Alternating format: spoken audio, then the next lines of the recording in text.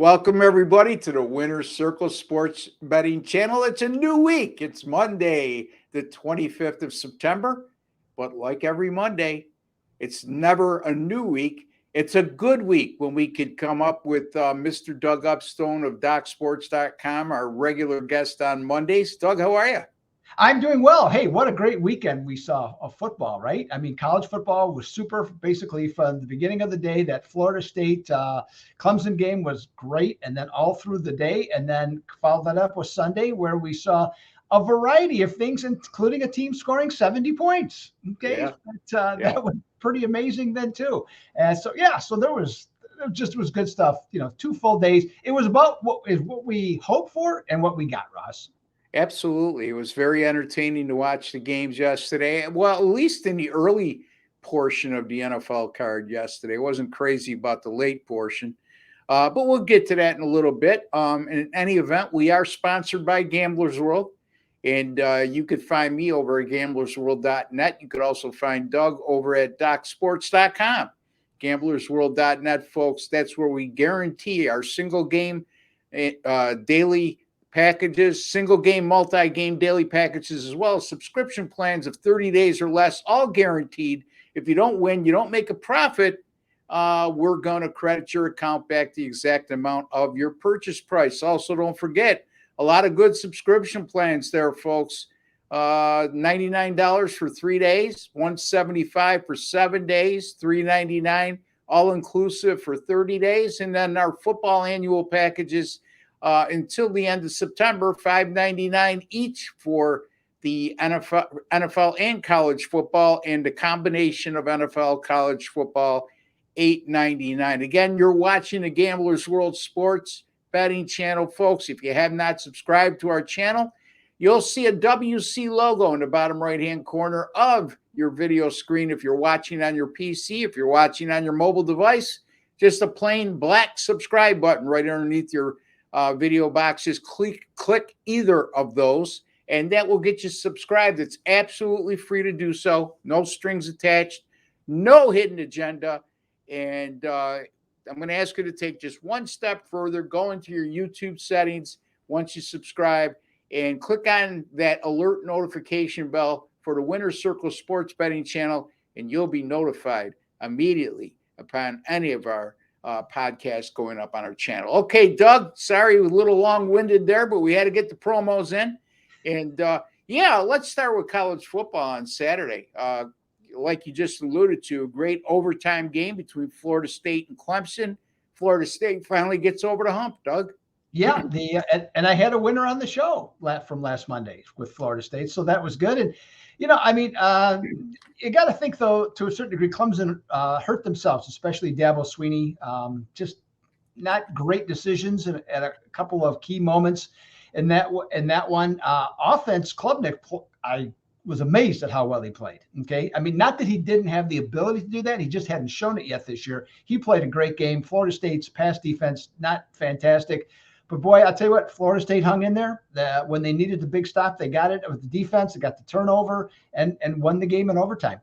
It kind of what I thought. Like I said, better skill position players across the board offensively, and that's what it ended up being. The receivers took over in that game when they needed to, so that was amazing. And instead of me going off on this, I'll let you comment on that, and then also whatever you have to say about Notre Dame and Ohio State, because I could go on for a half an hour on that one myself. So, yeah, you getting back to last Monday's video, yes, Doug had Florida State winner. I also had Utah and UCLA under the total, way under the total as the final score, 14-7. So, congratulations to all of you who watched that podcast and also were smart enough to follow our advice on those two games. Yeah, Notre Dame, heartbreaking loss for the Irish. That it fell on either 3 or 3.5, depending on where you got it. For example, at the gamblersworld.net site, I had Notre Dame at 3. The rest of my sites, I got it at 3.5. So I did catch a winner there. It looked like it was going to be a moot point, whether you won or pushed. But after Ohio State scored, they determined there was 1 second left on the clock when the Ohio State running back broke the plane in the end zone, which if it would have been time expired, it would have fell on a 2-point game. But there you go. That's sports betting at its finest. But Notre Dame, 10 guys on the field on the final play of the game. Somebody on the sidelines, I don't know. I always thought there's at least one coach to make sure you had enough players on the field. And Notre Dame did have a timeout at their disposal they could have used in that situation, Doug. But a heartbreaking loss for the Irish. Congratulations to Ohio State, as they showed a lot of grit and character, Doug. Yeah, well, they did the job in the end. I mean, I put the loss on Notre Dame's coaching staff. Okay, just across the board. First of all, they had used their timeout previously, so Notre Dame was out of timeouts. Yes, that's correct. So they had that, and in fact, they had 10 men on the field the last 2 plays. Okay, wow. Notre Dame did. And so with that, so everybody keeps focusing, blaming Marcus Freeman for this. My question is, what do you got the guys in the booth for? Okay, what do you got guys upstairs? Any of those guys, you got probably 6 or 8 people in the booth. Any of those people should have been able to identify that, gotten the information down to take care of it. The other thing I blame Freeman on in this instance, he said, well, I didn't want to move the ball from the 1-yard line to the 8-inch line by sending a player out too late. Well, there's one thing though. Ohio State, what they did is they substituted on the last play of the game. So what does that mean? The defensive team can substitute as well. So they would have had to hold the ball until Notre Dame got a player on the field, which would have been the 11th player.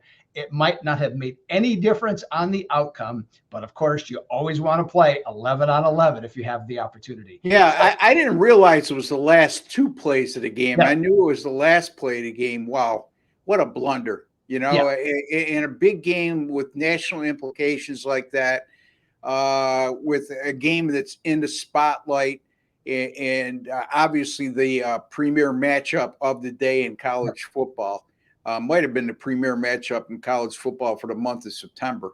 And you allow that to happen. It's just too bad. I mean, the other play that I think that people aren't talking about is when they had 3rd and less than a yard to go in their own territory late in the 4th quarter with the lead, and they decided the quarterback sneak with Sam Hartman, where they got a 235-pound back that they could have given the ball to. I mean, hindsight's always 20/20, but I mean, Hartman got stopped on that other play on 4th down. Where he didn't extend the ball over the yard marker, and they went to review, and that got overturned and gave the ball back to Ohio State. So I think Notre Dame, it's going to be very agonizing for them to look at the tape after that game and see what could have been, And Doug, I mean, they got a big matchup this week too. Duke is going to be sitting there waiting for him and chomping at the bit. I mean, probably, I want to say, the biggest college football game in Duke's history. Yeah. May possibly, when you're talking about hosting the number 11 team in the country, you're undefeated. Duke had a breather last week playing at Connecticut, winning easily. And how does Notre Dame respond? Doug, it's that could shape up to be a very tough game for Notre Dame. Oh, I think it's going to be a very tough game for Notre Dame. And the Duke coach, by the way, was also at Notre Dame with under Brian Kelly. He was an assistant under Brian Kelly before taking the Duke job. So what his thought process is going to be going into this. Yeah, it's too bad because I really like Notre Dame I mean, look, they could run the table still. I mean, even with the Duke game on Saturday, they still got a tough schedule remaining. Yep. But, I thought with Sam Hartman that this team was and their defense is good and their running game is good. And they out-physicaled them at the line of scrimmage, I thought, in the second half of that game, running the ball. So then the other game that was really good, I mean, Washington State, not a lot of people talking about them, and we're going to cover Oregon State. You're going to cover Oregon State in a little bit, as we'll be talking about Friday's games between Utah and Oregon State and Louisville and North Carolina State. So stay tuned for that. But boy, this Cam Ward, if you give him time to throw from Washington State, he's not a bad quarterback whatsoever. No, he's terrific, and great game plan. Okay, that they had. They were able to expose what is not a. I'm not gonna say it's a bad, but not particularly good secondary from Oregon State. And if Oregon State doesn't get the pass rush, okay, they are vulnerable. But I'll talk about more of that later. But what a great game. Okay, I mean it was just. I mean they had the big lead, but to Oregon State's credit, they hung in there and made it interesting. The onside kick, but that was a terrific game to watch also. So that was another one. So that it just, like I said, it just went on all day. From that standpoint. The only game that well, I don't know if it's disappointing, but can somebody please take Iowa out of the top 25 for like the next 2 or 3 years, please? Just you don't the pass is done. The coach, his time has passed him by for Renz. Having his son there is a disaster. They don't recruit the right kind of players there anymore to even threat to score. What a terrible showing that was by Iowa. Yeah, I mean their best offensive players over the last decade, it seems like, were their two tight ends. Noah Fant and TJ Hawkinson. Yeah. So I mean, only thing Iowa did right. Not about you. I like the black pants. I have to admit. Normally they go the yellow pants. I like the black pants. Thought that was Yeah, and this Kirk Ferentz' son. I can't recall where I read it, but they stipulated the Iowa athletic department, whether it be the AD or the athletic department as a whole, that because of the fan base and the alumni major complaints about sick of watching Iowa play, national championship caliber type defense and FCS type offense. They said that if Iowa did not average 25 points per game this year offensively, that he would be out the door. Well, he's on track to be out the door, and he should be anyway. I mean, come on. Well, there's no imagination. They don't recruit good, skilled players. It's just boring to watch, and it's if I'm an Iowa fan or an alum or it's season ticket holder, I'm not really pleased with what I've been seeing on that side of the ball for not only this year but quite some time now. Well, and the other thing too, what does 25 points per game get you? Okay, yeah. I mean, in the national thing, that's probably around 70th. Well, I mean, they're basing it on the fact that, with the type of defense and the tradition we have defensively here, at least get us 25 points a game, and we'll have a realistic chance to win on each and every occasion. Like the game against Iowa. I'm in Penn State, so you'd have lost by 6. Yeah, exactly. You go to some of these universities, that are high-scoring, traditionally high-scoring teams, and 25 points per game is in the contract for the offensive coordinator to reach in the first half of every game. So you're right, Doug. It seems like a very low standard and one that's not going to be met. Yesterday, the Miami Dolphins rang up 70 points. 70! And they passed on an opportunity, and good for the Miami head coach. I thought that was a classy move. 4th down, he had an opportunity to kick a field goal and get it to 73, which would have been the highest point total ever scored in a game in NFL history. The Washington Redskins, the old Washington Redskins, I'm not mispronouncing it now. They were the Washington Redskins back in 1966 when they beat the New York Football Giants 72-45. And that record's held up ever since. And yesterday, there was an opportunity for Miami to top that 72 mark, but he opted not to do so, and good for him. Yeah, in fact, the overall record is 73 points, and I have no idea why I still remember this. It goes back to 1940 when Washington lost to the Chicago Bears 73-0 in the championship game that year. And I'm drawing a blank on the name of the Washington quarterback at the time. They didn't score. I remember the story. They didn't score on their first drive. So they asked him Sonny, I think it was Baugh, not Sonny Baugh. Sammy Baugh. I think he was the quarterback then. He was asked after the game if they would have scored on the first drive instead of fumbling, what would have happened? He goes, we would have lost 73-7. So I always thought that was a good story. But no, I mean, 10 touchdowns. What tremendous balance on offense and defense. And ESPN on Scott Van Pelt show, they did a really good job of explaining what Miami is doing different. And it's just, what it is just all the window dressing, having guys going different directions when the plays, so that where it's coming from, where the motion's coming from, the plays actually go in that same direction where it came from, but it makes the defensive players, they have to follow the motion, or at least have to acknowledge it, because at some point they could run the ball that way or throw the ball that way. He's doing a wonderful job. He looks a little bit like a mad scientist, but you know what? Getting the job done. Yeah, absolutely. You can't forget about what you look like. I mean, you could look like Mike Ditka if you're 1-15 and you're scoring 10 points a game. It doesn't matter.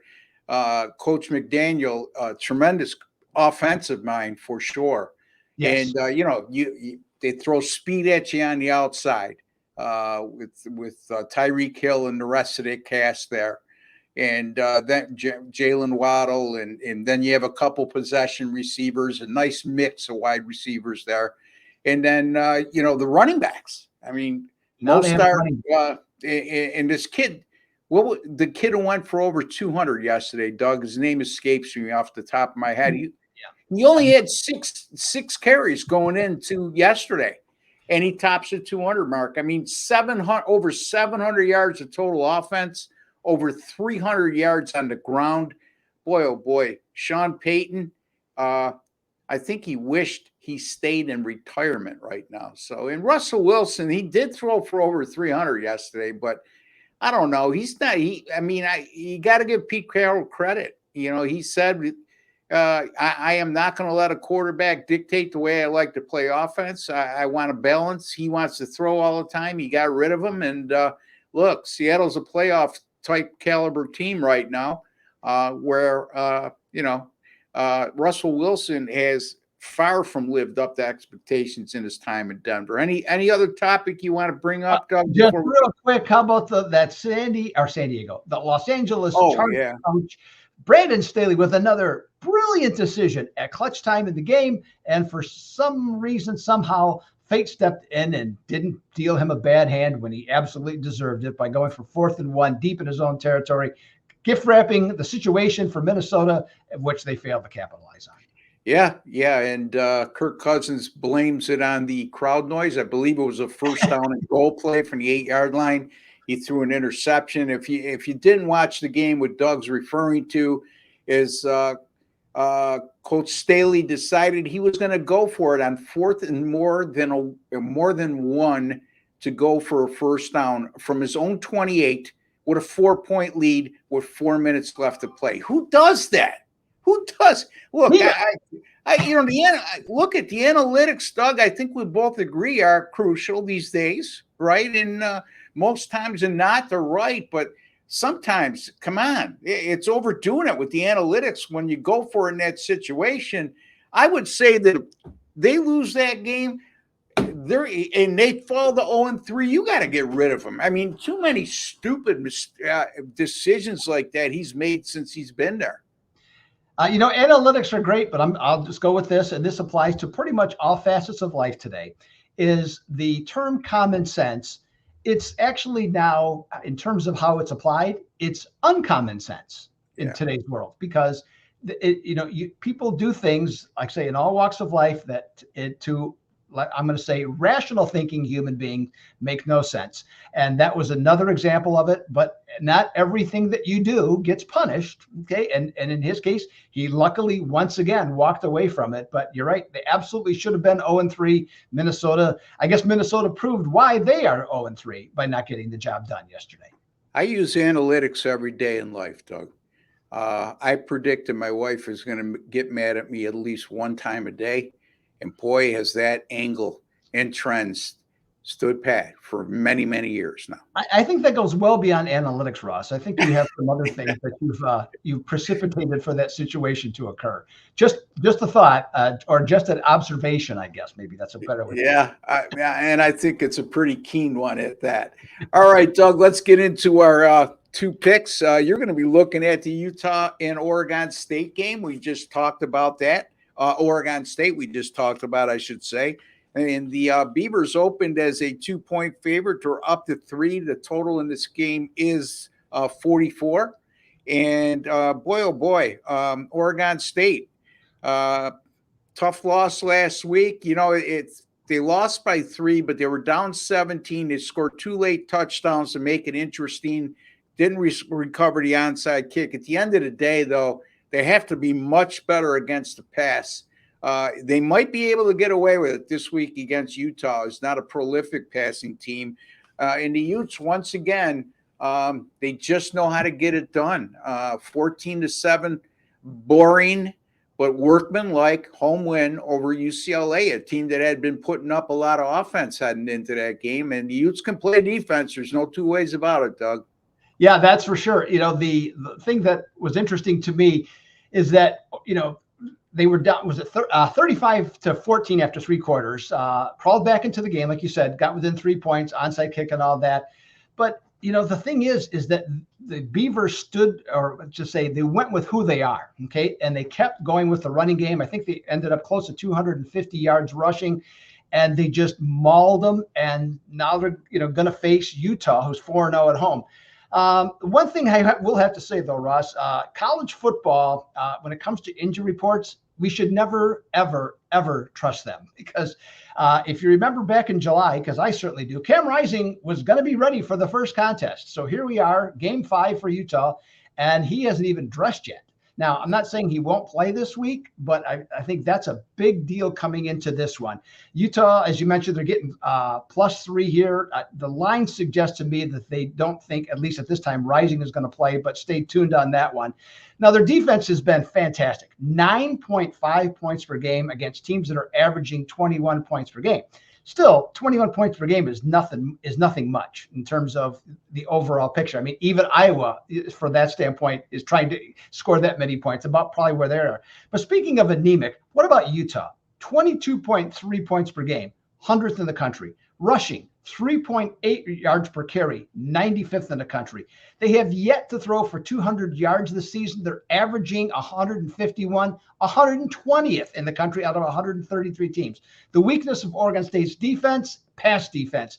If Utah doesn't throw for at least 200 yards, no matter who's playing quarterback, I think they're going to really struggle in this one. Now, even if Rising does return, he has not played football in 10 months, Ross. So what do you expect? Is he going to just be on fire? Geez, I got to think there's going to be some rust here for him on that one. This battle, from my standpoint, I think Oregon State's the play here. This one's going to be on FS1 at 9 Eastern on Friday night.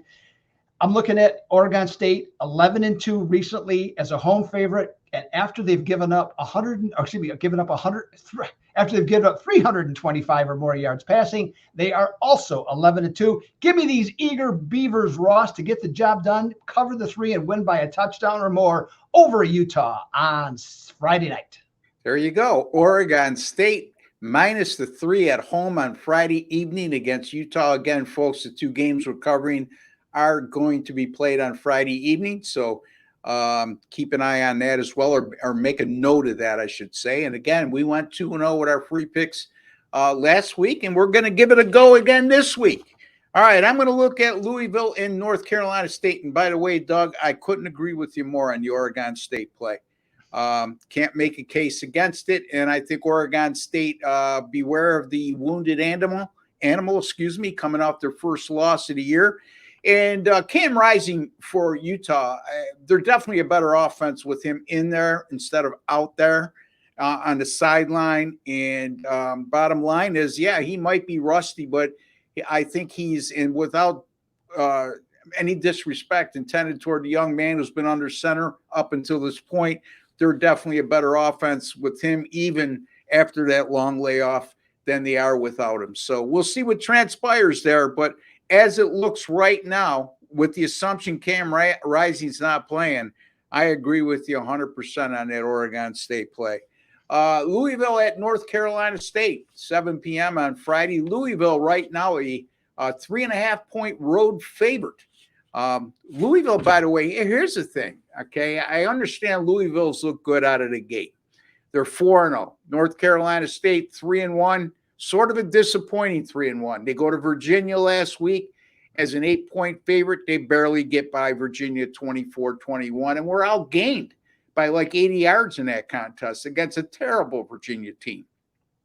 Also, their one opportunity they had to shine was at home against currently number 11 Notre Dame, and they got blown out 45-24, although that final score wasn't as bad as the game would, or that final score wasn't as bad as it indicates, as NC State was in that game for the better part of 3.5 quarters before Notre Dame pulled away late. However, this is a Louisville team 6-16 straight up in their last 22 conference away games, and that includes 1-6 against the spread and 2-5 straight up if they were a favorite of 14 or less in those conference road games. North Carolina State, on the other hand, 9-1 straight up and 7-3 against the spread in their last 10 conference home contests.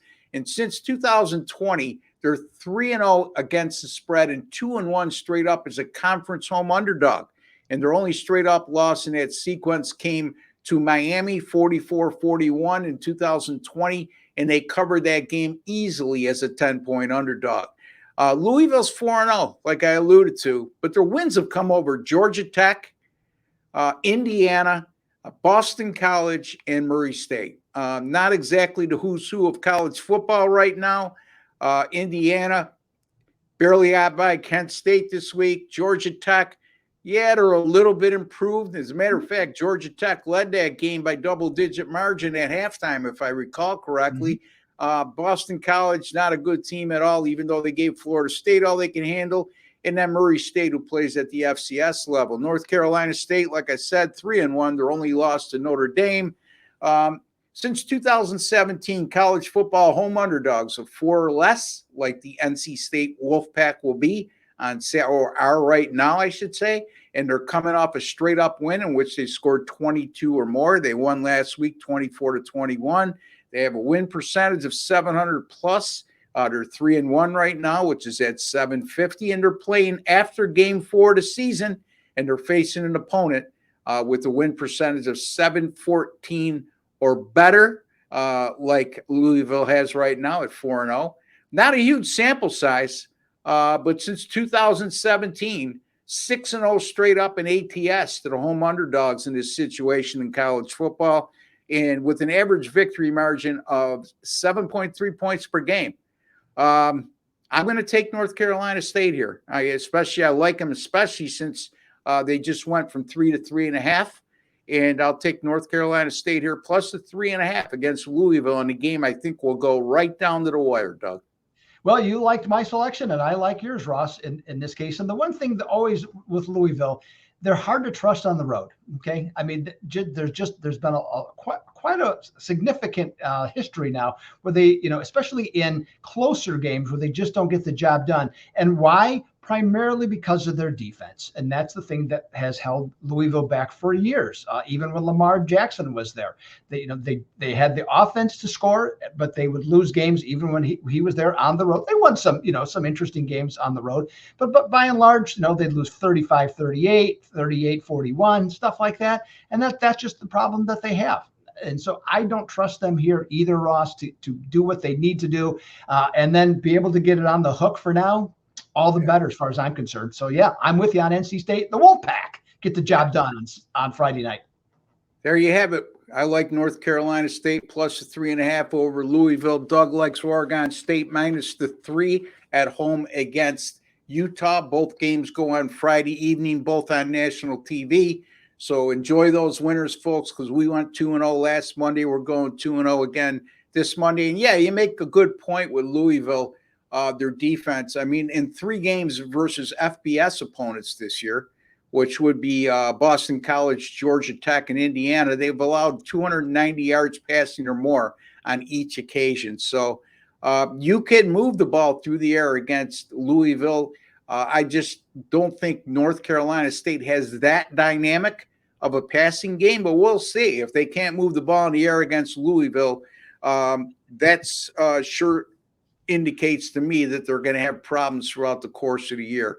So I'm going to bank on the fact they will be able to, and they'll still be able to run the ball and control the tempo of the game.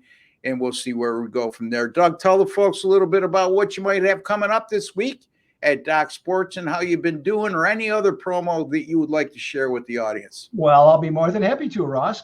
Coming off a nice 5-2 week, hit both my best bets on the Seattle Seahawks. That was what in South Carolina, the Gamecocks had that one as well. So had a couple nice best bets. So like I said, 5-2, up $1,640 based on units, how Docs does it. So we have that. Major League Baseball. So I do have a play, by the way. If you happen to see this before Monday night, I do have a Monday night play. It's my top play of I got one play I like of the 2 games. So that's available. And also got props that are available tonight for Monday night, 2 in the NFL, 1 in Major League Baseball. So you get all 3 of them for just $25 at the Upstone page at Doc Sports. Major League Baseball still strong, 55-32 as we head into the final week of the season. So we got some good action still coming up, and the postseason's right around the corner. I'll talk about it more, but had a fantastic postseason last year, so look to continue that again. Let's see here, and primarily that's about it. I think of the main stuff. Props have been going well, and so continue with that. So just nail down some winners. And hey, also, I love being on with Ross and Kay here in the Winner's Circle, but I also do videos on my own and on a 48-26 run on free plays, on my own personal free plays there. So make sure to stop by and see me also at Docs and see this mug. Whether you like it or not, that's up to you. But I'm still putting out winners. That's what's important. Yeah, some of Doug's videos go up on gamblersworld.com. The video portion of our site, gamblersworld.net, is where you'll find 10 of the finest handicappers in the country, including myself. And yes, I'm giving myself a star on the forehead, and especially of late. I'm coming off another undefeated Saturday in college football, Doug. 5-0 on Saturday in college football. Cashed in with my top play of the week once again. So I'm 3-0 with my top plays of the week in college football. Did not give out a top play in week 1 or week 0, but the last 3 weeks I have, and I will continue to do so going forward. I hit on Kansas, the Kansas Jayhawks, -9.5. Wasn't easy, but a cover's a cover. They won by 11 over BYU. So how about them Jayhawks? In any event, 11-0 the last 2 Saturdays in college football, 12-1 overall the last 2 weeks in college football. Football run right now between NFL and college football, 18-4 since September the 14th, and all sports since September the 12th on a 26-5 run, folks. Major League Baseball got off to a horrible start to the season, but boy, oh boy, since August 4th, anything but horrible. 42-22, good for 66%, folks. And my rate of return on investment is very good, folks, because I don't give out big chalks. So again, folks, you can make some money on Major League Baseball. And like Doug just alluded to, the playoffs are coming up, the postseason coming up, the division series, the championship series, the wild card round, the World Series, and we'll be firing right at you with Major League Baseball over the next few weeks. That's for darn sure. Again, find me at gamblersworld.net. And folks, there's a like button right underneath the video box there. Just tap it. I'm not going to tell you to smash it like Jesse does, because that's his big thing. And he'll be back tomorrow telling you to smash it. But in any event, hit that like button, and it's just a small token of appreciation for the work, time, and effort, preparedness that we put in on this channel to make you a smarter sports bettor today than you were yesterday. Don't forget to subscribe. Doug will be back with us on Thursday with Kyle Hunter. I'll be back tomorrow morning with Jesse Schule and Sean Higgs. We'll be discussing more college football at that time. Till the next time, for Doug Upstone and Ross Benjamin, take care and God bless, folks.